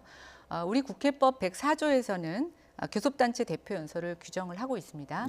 또 헌법 45조에서는 국회에서의 발언이나 표결에 대해서 면책특권을 주고 있습니다. 면책특권을 주면서까지 국회의원에게 발언을 허용하고 있는 것은 저는 국민의 뜻을 받아서 이런 것들을 국회에서 발언하는 것은 국회의원의 권한이면서 소임이면서 직무라고 생각을 합니다. 더군다나 제1야당의 원내대표가 국회법에 보장된 원내대표 연설을 하는데 그날 행동을 봐주십시오. 여당 의원들이 듣기 불편한 얘기를 한다고 국회의장석까지 쫓아 올라가서 일종의 발언을 제지하고 방해했습니다. 저는 국회법 147조에 발언 방해 등을 금지하도록 하는 규정이 있는데 저는 이것은 명백한 의사진행 방해라고 생각합니다. 그날 문희상 국회의장님께서 한번 하신 얘기를 되돌아보시기 바랍니다. 그 소란 중에서도 나경원 원내대표에게 발언을 계속 하라고 하셨습니다. 그리고 여당 의원들에게는 참아라 듣기 싫어도 들어라 이렇게 얘기를 하셨습니다. 그날 회의에서 발언을 중지하실 수 있는 분은 유일하게 회의를 주재하시는 저는 의장님 뿐이라고 생각이 됩니다. 일단 의장님의 만류에도 불구하고 나경원 원내대표 발언을 제지한 것은 저는 국회법 위반이라고 생각이 되고 국민을 모독한 것이고 국회를 모독한 것이고 제1야당을 무시한 처사라고 생각을 합니다. 네, 그러니까 민주당의 대응이 국회법을 그러니까 어겼다는 거죠. 네, 그렇습니다. 발언은 들어야 하는데 방해했다 이렇게 말씀하시고요. 또 일각에서는 현장 대응이 과했던 건 아닌가 이런 지적도 있습니다. 어떻게 생각하십니까? 그 발언의 수준인 것 같습니다. 우리가 왜 5.18 망언에 대해서 전 국민들이 들어올고 일어나서 이런 망언자들 국회에서 제명하라고 합니까? 우리나라 사회에서 통용될 수 있는 발언의 수위가 있는 것이죠. 그 5.18 망언이라는 게 우리 대한민국의 민주화의 역사와 헌법 정신을 부정했기 때문이라고 생각합니다. 저는 교섭단체 연설도 국회에서 통용될 수 있는 그 정치적인 금도가 있다고 생각합니다. 근데 그 김정은의 수석 대변이라고 하는 얘기는 무엇입니까? 저도 원내대변인이고 김연아 의원님도 원내대변인입니다만 누가 임명합니까? 원내대표가 임명을 합니다. 그러면 김정은의 수석 대변인이라면은 김정은이 문재인 대통령을 임명했다는 소리고 대통령을 김정은의 하수인으로 전락시킨 그런 표현입니다. 이걸 또 인용하셨다고 했는데 이것은 우리 국민들이 직접 뽑은 우리 대통령을 김정은의 하수인으로 색깔론을 버무려서 모욕한 겁니다. 그것은 주권자의 소중한 선택으로 만들어진 우리 주권자의 그 권력 행사를 부정한 것이고 결국 저는 이거 대한민국 대통령과 대한민국을 좀 부정한 이 교섭단체 대표 연설에 통용될 수 있는 금도를 넘어선 대개 망언에 가까운 발언이었습니다. 그렇기 때문에 저희는 이런 발언이 국회에서 용인된다는 것은 정치적 금도를 넘었고 이런 발언들이 우리 국민들에게 전해지고 그것이 마치 다 들어주는 게 국회의 책무인 것처럼 하는 것은 국회의원들의 저는 직무유기라고 생각됩니다. 그런 발언은 제지하는 것이 맞았다라고 지금 주장하시는 건가요? 망언이라는 평가까지 하셨는데. 이제 국회법을 바꿔야죠. 망언은 제재해도 되고 망언이 아닌 건 제재할 수 없다. 지금 국회법 그렇지 않습니다. 망언이었다고 전 동의하진 않지만 만약 그렇게 판단하셨다고 하면 제재할 게 아니라 교섭단체 연설이 끝나고 나서 성명서를 발표하시던지 정론관에 가셔서 의견 표명을 하시면 됩니다. 그게 민주주의입니다. 그 자리에서 발언을 못하게 하는 것은 절대로 저는 무엇을 갖다 대더라도 민주주의라고 할 수가 없습니다. 그리고 그 표현이 그렇게 망언이라고 생각하셨다면 외신이 그런 보도를 했을 때 한 군데도 아닙니다. 블룸버그뿐만이 아니라 뉴욕타임즈에서도 그 얘기를 했는데 왜 그때는 가만히 계셨습니까? 더군다나 같은 내부에서가 아니라 외국에서 그렇게 국가 원수에 대해서 평가를 하는데 왜 그때는 가만히 계시다 갑자기 지금 그것에 대해서 그렇게 과민하게 반응하시는 거죠? 저는 그게 더 이해가 되지 않습니다. 그렇지 않습니까? 예, 블룸버그 얘기는 별로 언급하고 싶지는 않은데요. 왜 언급하기 싫으세요? 기자분이 어떤 분인지는 청와대를 출입하는 우리 국내 기자라는 건 너무나 잘 아실 거고 또 그러고요. 뉴욕타임즈는요? 제가 뉴욕타임즈에서 대변인이라는 말을 쓰지 않았습니까? 거기는 에이전시로 썼죠. 제가 또 말씀드리겠습니다. 우리 국회에서 연설을 방해했다 그랬는데요. 홍영표 원내대표는 의장회에 갔습니다. 그 어떤 교섭단체 대표 연설에 대해서 국회의원들이 그 야유를 보낼 수 있습니다. 국회에서 그렇게 하고 있죠. 그렇다고 해서 그 연설을 중단한 게 잘못 아닙니까? 누구든지 그 연설에 대해서 항의를 할 수 있습니다. 만약에 홍영표 원내대표가 나경원 원내대표의 마이크를 뺏었다든지 나경원 원내대표를 밀쳤다든지 그러면 연설 방해라고 할 수가 있겠죠. 그런데 나경원 원내대표를 그렇게 방해한 것이 아니라 의장에 항의를 했습니다. 이런 발언들이 우리 국회의사당에서 펼치는 것을 의장께서는 놔둘 것이냐라고 얘기를 한 것입니다. 이거를 어떻게 나경원 원내대표 방해한 것이 아니죠. 그렇기 때문에 국회법에는 146조에 모욕 등 발언의 금지 조항이 있습니다. 그리고 25조에는 품위를 유지해야 한다는 조항이 있습니다. 이런 징계 조항들이 있는 건 무엇이겠습니까? 국회에서의 그런 발언들에 대해서 충분히 제재를 가할 수 있다라는 저는 근거라고 생각이 듭니다. 면책특권을 말씀하셨는데요. 이 면책특권이라는 것은 이 본회의나 상임위 등 회의에서 얘기할 때 형사상의 면책특권을 얘기하는 것입니다. 거기에서 아무 말이나 해도 되고 그런 것들이 국회에서의 이런 징계에서 피해 나갈 수 있는 그런 조항은 아니라고 저는 생각이 듭니다. 제가 한 가지 좀 질문을 드리죠. 나경원 대표의 발언에 대해서 굉장히 강한 어조로 비판을 하셨는데 그 발언 이후에 다른 정당에서 나경원 원내대표의 발언에 대한 논평을 냈습니다. 뭐 조금 심한 발언이라고 한국당에서는 느낄 수 있는 이른바 뭐 아베 대변인이다. 또 태극기 부대의 대변인이다. 이런 논평들이 나왔습니다. 민주평화당에서 일본 아베 총리의 수석 대변인이다. 뒷부분에는 좀 제가 인용하기 좀 껄끄러운 표현도 좀 있었고요. 또 이정미 정의당 대표는 태극기 부대의 대변인을 자처한 것인가라는 취지의 논평을 냈습니다. 이런 부분들은 괜찮은 수준인가요? 저는 우리가 본회의장에서의 교섭단체 연설이었습니다. 아마 저희가 어제 김관영 원내대표가 교섭단체 연설을 마치고 난 후에 각 당이 논평을 했습니다. 저희 같은 경우는 지적해 주신 부분을 잘 받아들이고 그 대안들 제시해 중에 잘 새겨 듣겠다. 같이 좀 국회에서 풀어봅시다라고 논평을 했고요. 다른 당들도 긍정과 부정적인 얘기를 섞어가면서 했습니다. 저는 적어도 우리 국민들이 나경원 원내대표의 교섭단체 연설을 보면서 어떤 기대를 했을까요? 저는 적어도 자유한국당이 우리 정부의 쓴소리를 당연히 하겠죠. 야당이니까. 그러면서도 한국당이 어떻게 이 국회에서 국민들과 함께 희망의 정치를 만들어 갈지에 대해서 한 줄이라도 나올 줄 알았습니다만 뭔가 자유한국당이 합리적 정당, 보수로서 자리매김하겠다는 얘기는 저는 한 줄도 찾아볼 수 없었습니다. 오로지 아까도 제가 말씀드렸습니다마는 정말 이 정권에 대한 좌파라고 색깔론으로 덧칠을 하고 대통령을 마치 김정은의 하수인으로 전락시키는 정치의 금도를 넘은 표현들로 저는 그 교섭단체 연설이 채워졌다. 저는 이런 부분에 관해서 충분히 저희는 이런 연설이 국회에서 다시는 울려져서는 안 되고 그런 부분들을 막고자 했습니다. 다른 질문을 드렸는데 다시 원점으로 돌아왔는데요. 어떻게 일단 드리겠습니까? 저는 민주평화당의 그런 논평에 대해서 동의는 하지 않습니다만 제가 주장하는 민주주의에서 표현의 자유 있다고 보고 있고요. 정론관에서 그렇게 할 수 있다고 생각합니다. 그리고 또 그렇게밖에 할 수 없는 민주평화당 내에 내부 사정도 있을 거라고 생각하고 요즘 워낙 대변인이란 단어가 아주 핫합니다. 그러니 저는 대변인들이 충분히 그럴 수 있다고 생각이 되고요. 저희는 그렇지만 민주당처럼 그 대변인이란 표현 썼다고 국회 윤리에 제소하지 않습니다. 그다음 또 하나 말씀드리고 싶은데요. 제가 오늘 여기서 강병원 원내대변인의 얘기를 들으면서 민주당 의원들이 그날 그 단어에 딱 막혀서 뒷부분은 하나도 보지 않으셨구나. 저희가 뒷부분에 얼마나 많은 내용들을 제안하고 경제 정상화와 국정 정상화를 위해서 아이디어를 내고 큰 결단을 냈는지에 대해서는 도대체 한 글자도 기억을 못 하시네요. 그래서 제 생각에는 원내대표 교섭단체 연설을 다시 해야 될 것 같거나 아니면 한번 다시 들려보기를 하셔서 좀 들으셔야 될 것 같습니다. 그리고 아까 국민의 평가를 얘기하셨는데요.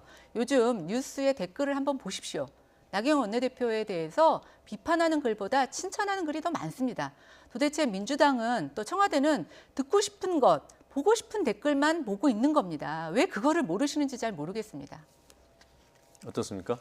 저는 칭찬하는 댓글이 더 많은가요, 진짜? 네, 그렇습니다. 보고 싶은 댓글만 보는 건 아닌지 모르겠습니다만 저는 이렇게 얘기를 하고 싶습니다. 나경원 원내대표가 문재인 대통령을 김정은의 수석 대변인이라고 하수인이라고 정말 지칭한 꼴이 됐는데요. 그러면서 그렇게 규정하시면 말이 어긋나죠. 저희가 계속 그게 아니라고 얘기하시는데 그렇게 하시는 건 그렇게 믿고 싶으신 겁니까? 아니면 그게 찔리시는 겁니까? 아니면 그게 가슴이 아프신 겁니까?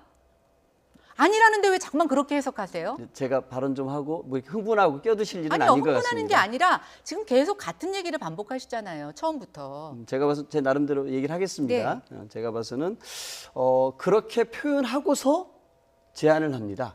대북 특사로 한국당에 가겠다. 저는 앞뒤가 안 맞는 주장이라고 생각합니다. 이 현 정부의 경제 정책에 대해서 저희는 이 극심한 양극화의 문제를 해결하기 위해서 이 소득주도 성장 이런 꼭 필요하다고 생각합니다. 그런데 이 소득주도 성장의 일 단면만을 가지고서 정부를 철저히 공격하면서 위헌 경제다, 헌정 농단 경제라고 얘기를 하고 있습니다. 그러면서 또 이 경제 정책에 관해서는 같이 또 모여서 해야 된다고 합니다. 아니 위헌을 하고 있는 이 정부와 모여서 이거를 같이 한다는 얘기는 같이 또 위헌하자는 겁니까? 앞뒤가 안 맞는 주장을 하면서 그 주장이 뭔가 귀담아 들을 수 있는 뭔가 들을 만한 주장이었다고 주장하시는 건 저는 말이 안 된다고 생각하고요. 다 검토하시고 그걸 아니죠. 위헌이니까 고쳐서 같이 하자고 한 거고 저희 또 그 연설을 다 안 보신 거예요. 뭐라고 그러셨냐. 이제라도 경제정책을 수정하시는 용기를 내라고 먼저 제안을 하고 있습니다. 그거 안 하겠다는 거 아니겠어요? 네. 아니 그러니까요. 제가 이런 말씀 드려볼게요. 전 팩트 체크를 몇 개 해봤는데요. 그런 표현이 있었습니다. 탈원전 때문에 전력 수급 불안으로 산업 전반이 흔들린다는 얘기가 있습니다. 2010년 전부터 13년까지 전력 예비율이 5%에서 6%였다가 2017년에는 13%, 18년에는 8%, 올해는 현재 기준으로 18%입니다. 전력이 충분합니다. 전력 예비율이 18%라는 얘기는요. 에너지 전환 정책은 60년에 걸쳐서 되는 겁니다. 예. 원전과 화력의 석탄 화력의 비중을 줄이고 신재생의 비중을 높여가는 거거든요. 그런데 마치 이 탈원적 때문에 전력 불안해가지고 산업이 흔들린다라는 가짜 뉴스를 그 자리에서 말씀하신 거고요. 또 얘기하시는데요. 또 의원 가짜 정수가 뉴스라는 말 하지 300석을 마십시오, 넘어서는 강 안 의원님. 된다는 것이 불문의 헌법 정신이다라고 얘기를 하고 있습니다. 우리 헌법에는 200석이라는 하한선은 있지만 상한선은 없습니다. 의원 정수는 입법 사항으로 정하게 돼 있고 이건 헌재의 판결입니다. 결국 국회가 판단할 사항임에도 불구하고 이게 헌법이라고 얘기를 하고 있습니다. 그다음에 보호 문제에 관해서도 언급을 하시면서 보호의 수자원 관리 및 홍수, 가뭄 예방 효과는 이미 입증된 사실이다 얘기를 하고 있는데요. 14년에 박근혜 정부에서 4대강 사업 조사평가위원회가 뭐라고 얘기를 했냐면요. 수질 개선의 경우에는 BOD의 증가 요인이 되고 있다. 보 때문에 홍수 예방의 경우 보 자체의 홍수 시 저류 능력이 거의 없다. 그리고 가뭄 예방의 경우 본류 인근 지역에서만 활용 가능하다고 얘기를 하고 있습니다. 저는 철저하게 현 정부의 정책에 대해서 인정하고 싶지 않은 겁니다. 이 정부의 정책에서 무조건 비판하고 반대하기 위해서 많은 팩트들을 왜곡해서 주장을 했습니다. 저는 이것들에 대해서는 전 정부 보고서까지 제가 드려서 말씀을 드리는 것입니다. 그러니까 그런 부분들이 끼어 있기 때문에 그 안에 어떤 제안이 있지만 어떤 진정성 있는 제안으로 평가하지 못한다는 입장이고요. 지금 오늘 저희가 두 분과 함께 토론하고 싶은 얘기는 이 김정은의 수석 대변인이라는 외신 보도를 인용했다라는 한국당이 결국은 하고 싶은 얘기는 문재인 정부의 대북 정책이 잘못했다는 것 아니겠습니까? 네, 근데 제가 여기서 한 가지 짚고 넘어가야 되겠습니다. 그 주제로 좀 갔으면 좋겠어요. 아니요, 요거를 넘지 않으면 한 번만 더 이 방송에서 가짜 뉴스라는 표현을 쓰시면 저는 이 프로그램에서 강병원 의원님하고는 토론을 더 하지 않겠습니다. 자, 잠깐만 제가 그 가짜 뉴스의 어떤 언론계에서 얘기하는 정의를 잠깐만 설명을 드리죠. 가짜 뉴스는 잘못된 팩트, 그야말로 가짜 정보가 들어 있어야 되고요. 뭐 전부가 다 그래야 된다는 건 아닙니다. 일부 가짜 정보가 들어가 있어야 되고 그것을 마치 공식적인 기사인 것처럼 기사의 형태로, 예를 들면 신문 기사의 형태라든가 동영상이라면 방송 뉴스의 형태로 만들어져서 유포되는 것. 그것을 가짜 뉴스라고 하지만 현실에서는 왜곡된 뉴스, 왜곡된 정보 뭐 이런 것들은 이제 통칭해서 쓰기 때문에 그것을 가짜 뉴스라는 표현을 누가 제대로 썼다 아니다는 다 개별적으로 판단하시는 영역이어서 제가 끼어들 것은 아닌 것 같습니다. 다만 이 가짜 뉴스라는 표현과 그것의 정의가 지금 두 분 간의 쟁점이 되기 때문에 제가 시청자들께 앵커로서 가짜 뉴스의 정의에 대해서 간단히 설명을 드렸습니다. 그러니까 답변을 주십시오. 저는 그렇지 않으면 나머지 얘기할 때마다 저한테 가짜 뉴스라고 얘기하시면 저는 여기서 무슨 얘기를 할 수 있겠습니까? 그 표현을 쓸지 말지에 대한 답을 지금 들으셔야겠습니까? 예, 제가 오늘 처음에 시작할 때 지난주 방송에 대해서 시간을 달라고 얘기하신 건 그거를 정리하고 넘어가자는 측면에서 제가 말씀을 드렸습니다. 그리고 이건 정말 대한민국 정치 발전, 그다음에 언론 발전을 위해서도 굉장히 중요한 상황입니다. 저희가 그런 규정되지 않은 걸 갖고 자꾸만 여기서 논란을 벌이면 국민들은 얼마나 혼란스러우시겠습니까? 그리고 이건 서로 상대방 정치인에 대한 신뢰의 문제이고 존중의 문제입니다. 제가 처음에 시작할 때 그렇게까지 얘기하셨는데 또 지금 가짜뉴스라고 얘기하시는 거는 저를 굉장히 무시하거나 아니면 계속 민주당에서는 가짜뉴스라는 정치적 레토링을 활용하고 있으시다고밖에는 저는 판단할 수가 없습니다. 그 부분에서 정리를 해주셔야지 토론이 가능하지 않겠습니까? 제가 해도 될까요? 네, 말씀하십시오. 저는 이 가짜뉴스라는 표현을 씀으로써 제가 김연아 의원님한테 얘기를 한 게 아닌 것 같은데요. 나경원 원내대표의 교섭단체 연설에서 팩트가 아닌 허위 사실을 가지고서 우리 정부를 공격한 부분에 대해서 제 나름대로 근거를 가지고서 정부의 발표 내용을 가지고서 저는 얘기한 것입니다. 나경원 원내대표의 교섭단체 연설에 이런 부분들은 저하고 토론을 하고 계시는 거고 제가 김연아 의원님의 발언을 가짜뉴스라고 한 게 아닙니다.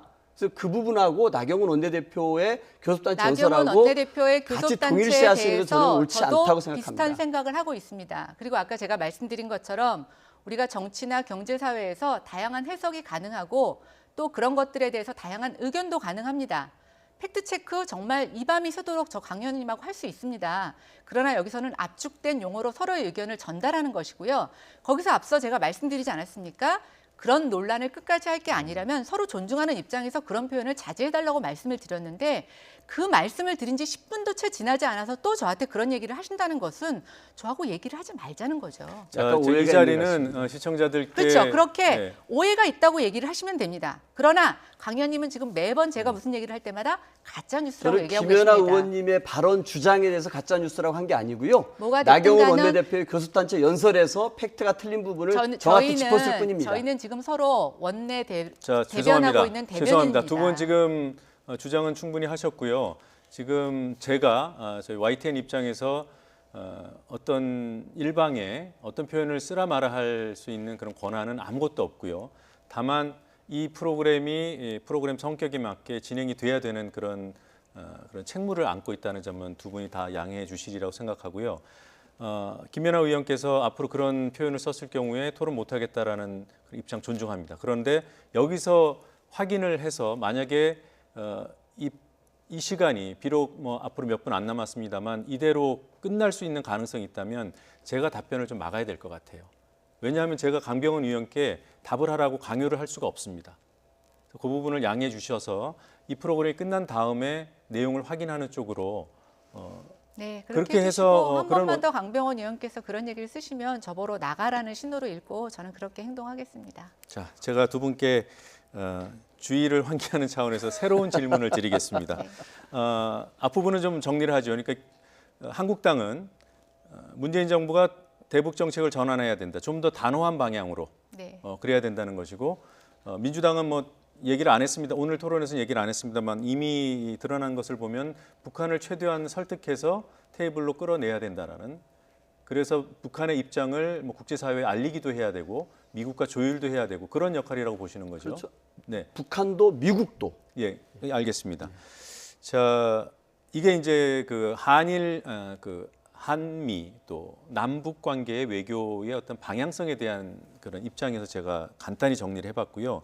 일본이 최근에 뭐 관세를 올릴 수 있다. 또 뭐 일본 대사를 일시라도 소환할 수 있다. 이런 등등의 보복 얘기를 합니다. 고위 관료도 얘기를 하고 일본 언론도 얘기를 하고 있고 이런 부분에 대해서 우리 정부는 어떻게 대응을 해야 됩니까? 저는 그 징용 피해자에 대한 배상은 네. 일본 기업의 문제죠. 그 기업이 해야 될 문제이고요. 네. 자산 압류는 좀 사법부의 판단의 문제입니다. 양국 간에 좀 갈등 해소하기 위해서는 외교적인 노력도 계속돼야겠습니다만 과거사 문제는 무엇보다도 예. 가해자 측인 일본의 전향적인 좀 자세가 필요하지 않나. 예. 이 부분이 전제되지 않기 때문에 끊임없이 저는 이런 문제가 일어난다고 보거든요. 그래서 이런 역사적인 문제를 가지고 경제적인 보복을 하겠다라고 일본 정부의 여러 장관들이 나서서 하는 것은 정말로 이렇게 과거사 문제에 대해서 전향적으로 이 우리 민족에게 사과할 의사가 없는 것이 아닌가. 저는 큰 문제가 되는 발언이고 그러니까 다른 사람도 아니고 아소다로 부총리가 그런 얘기를 했습니다. 네. 우리 정부가 대응해야 되는 거 아닌가요? 저는 이런 정부가 당연히 있습니다. 대응해야 한다 생각하고요. 저는 이거는 국제사회에서 용납하기 힘든 문제라고 생각이 들고요. 네. 우리 정부가 강력하게 이런 경제 보복까지 거론하고 있는 일본의 이 행태에 대해서 강력하게 저는 조치를 취해야 한다고 생각합니다. 예, 우리 김연아 의원께 마지막 질문을 드리게 됐습니다. 지금 일본과의 관계에서 우리 정부가 지금 강병훈 의원 얘기대로 강하게 뭐 입장을 내야 되는 겁니까? 아니면은 일본을 달래서 뭐 한일 관계를 조금 더 매끄럽게 가져가야 되는 겁니까? 저는 궁금하네요. 도대체 강력하게 우리가 뭘 할 수 있는지 좀 오히려 궁금합니다. 저도 일본이 그렇게 나오는 거에 대해서 굉장히 붕괴하고 있습니다. 그러나 외교는 정말 철저하게 명분과 실리를 다투는 싸움입니다. 예. 우리가 감정보다 앞서야 되는 건 국익이고요. 우리가 이 상태에서 일본하고 강대강을 해줬을 때 얻을 수 있는 것, 또 지금 우리가 일본 간의 관계뿐만 아니라 한중일 미국과의 강대국 간에서 우리의 외교 관계를 굉장히 따져봐야 되는데 저는 지금의 일본에 대한 대응이 그런 외교적 계산을 다 고려하고 하는 것인지 정말 궁금합니다.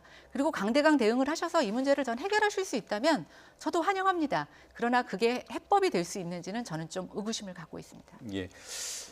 자, 두 분 오늘 사실 주제 토론을 깊이 못해서 좀 아쉽긴 합니다만 시간 내주셔서 고맙고요. 두 분 말씀 잘 들었습니다. 네, 감사합니다.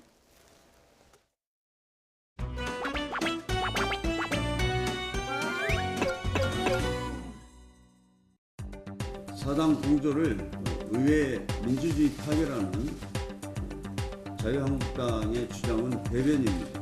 선거제 개혁에 관한 여야 합의문에는 한국당의 이름도 분명히 들어있습니다. 공당의 이름을 걸고 한 약속을 어기는 것은 정상적인 정치가 아닙니다. 무엇보다 의회 민주주의를 입에 올릴 자격이 있는지부터 되돌아보기 바랍니다. 국회를 사사건건 방해하고 멈춰 세우는 것은 한국당입니다. 한국당은 비정상의 정치에서 이제 그만 벗어나기 바랍니다. 한국당은 비정상의 정치에서 이제 그만 벗어나기 바랍니다. 대한민국이 알바 천국이 됐습니다. 작년 2월에 비해서 취업자 수가 26만 3천 명 늘었다고 하는데 실질적인 고용 상황은 오히려 더 악화된 상황입니다. 세금으로 만든 단기 땜질용 일자리만 대폭 늘면서 알바 천국이 되어 버렸습니다. 이 정권이 일자리 예산으로 쓴 돈이 무려 54조 원이 되는데 도대체 이 막대한 돈을 어디에 다 쓰고 이처럼 참담한 고용 성적표를 받았는지 철저히 따지겠습니다. 대한민국이 알바 천국이 됐습니다. 1월, 2월에 양당이 정쟁으로 국회 보이콧을 주고받더니 국회가 열리자마자 서로가 상대 지도부를 윤리위원회에 제소하면서 여전히 정쟁에만 몰두하고 있습니다. 양당은 싸우기 위해서 국회를 열어놓은 것이 아닌지 생각될 정도입니다. 제발 냉정함과 이성을 찾아주십시오. 미세먼지 관련 법안 외에도 민생을 위해 해야 할 일들이 산더미처럼 쌓여 있습니다. 민생을 위해 해야 할 일들이 산더미처럼 쌓여 있습니다.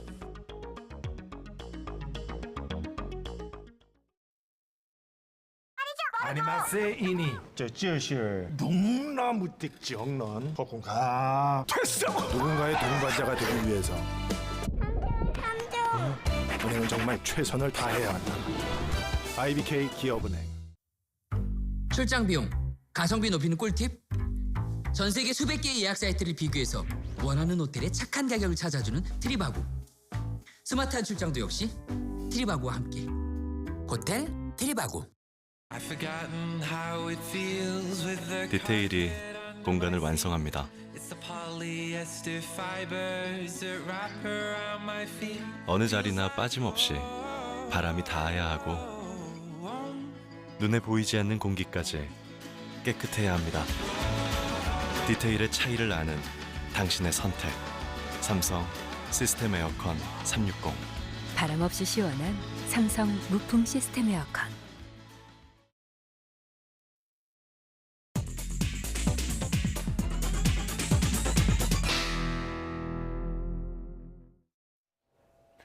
뉴스브리핑입니다. 박근혜 정부 시절 국가정보원 댓글 사건 수사와 재판을 방해한 혐의로 재판을 받은 남재준 전 국정원장과 장호중 전 부산지검장이 실형을 확정받았습니다. 대법원 2부는 위계에 의한 공무집행방해 등의 혐의로 기소된 남 전 원장에게 징역 3년 6개월, 장 전 지검장에게 징역 1년을 선고한 원심 판결을 확정했습니다. 자유한국당 김성태 의원 딸의 KT 특혜 채용 의혹을 수사하는 검찰이 당시 인사 업무를 총괄한 KT 전직 임원을 구속했습니다. 서울 남부지방검찰청은 어제 영장실질심사를 거쳐 전 KT 전무 63살 김모 씨를 구속했다고 밝혔습니다. 지난 2012년 KT 인재경영실장이었던 김 씨는 하반기 공개 채용에서 절차를 어기고 김 의원의 딸을 합격시킨 혐의를 받습니다. 국가직 9급 공채 시험이 공무원의 전문성을 강화하는 방향으로 공무원 채용 제도가 바뀝니다. 인사혁신처는 오늘 2019년 업무 보고를 통해 국가직 9급 공채 시험의 경우 세무직과 검찰직, 교정직 등 전문 지식이 필요한 분야는 일부 선택 과목을 필수 과목으로 바꾸는 방안을 검토하겠다고 밝혔습니다. 정부는 현 단계에서 공무원의 정년 연장을 검토하지 않고 있다고 황서종 인사혁신처장이 말했습니다. 황서종 처장은 오늘 2019 업무보고를 설명한 자리에서 육체 노동자의 정년을 65세로 연장한 대법원 판결이 나온 이후 공공부문의 정년을 연장해야 한다는 주장이 있기는 하지만 공무원의 정년 연장은 청년 실업 등 현안이 존재하는 점을 감안해 종합적인 검토가 필요하며 현 단계에서는 정년 연장을 검토하지 않고 있다고 말했습니다. 국내 방송사 프로그램을 해외에서 무단으로 틀어 수십억 원의 부당 이익을 챙긴 60대 2명이 구속됐습니다. 서울지방경찰청 국제범죄수사대는 저작권법 위반 혐의로 66살 A씨 등 2명을 구속하고 사무실 관리책 등 3명을 불구속 입건했습니다. A씨 등은 지난 2013년부터 최근까지 월드 IPTV라는 이름의 방송업체를 운영하면서 국내 방송 콘텐츠를 해외에 무단으로 틀어 수십억 원을 챙긴 혐의를 받고 있습니다. 국가인권위원회가 공무원에 대한 인권 교육 시간을 강화하고 주제도 노인과 노동, 다문화 등 다양화할 것을 주문했습니다. 인권위는 지난 2017년 전체 공무원 인권교육 실시 현황 모니터링 결과 자료 미제출 기관이 절반을 넘었고 제출기관 상당수도 인권교육을 하지 않는 것으로 드러났다며 국가적 노력이 필요하다고 강조했습니다. 들뜬 기분과 우울한 기분이 번갈아 나타나는 조울증 환자가 매년 꾸준히 증가하는 것으로 나타났습니다. 국민건강보험공단 자료를 보면 2013년부터 2017년까지 관련 질환으로 진료를 받은 사람은 2013년 7만 1천여 명에서 2017년 8만 6천여 명으로 증가했습니다. 특히 70대 이상 노령층과 20대 청년층에서 증가세가 뚜렷해 70대 이상은 12.2%, 20대는 8.3%의 연평균 증가율을 보여 전체 연평균 증가율 4.9%를 크게 웃돌았습니다. 더 뉴스 1부는 여기서 마치겠습니다. 저희는 잠시 뒤 2부로 돌아오겠습니다.